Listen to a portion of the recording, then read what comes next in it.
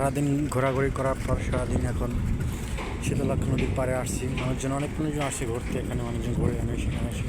এদিকে তো ঘোরার জন্য ব্যবস্থা আছে, বসার জন্য ব্যবস্থা আছে। এই জায়গাটা খুবই নিরিবিলি, সে জায়গা থেকে এই জায়গাটা খুবই ভালো। এমনকি এই জায়গাটা শীতলক্ষ্যা নদীর পাড়ে বিভিন্ন স্টিমার যাচ্ছে, সেগুলো করতেছে, সেগুলো আপনার সাথে শেয়ার করতে আসছে।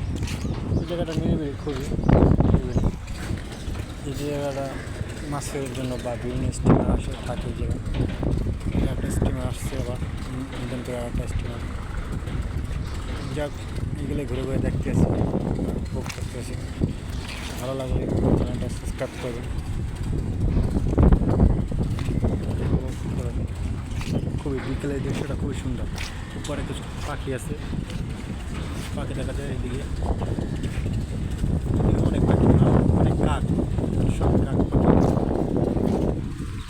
মাছের আড়ত তো পাশে, এই কারণে এই কাকের বাসা বেশি এই জায়গায়।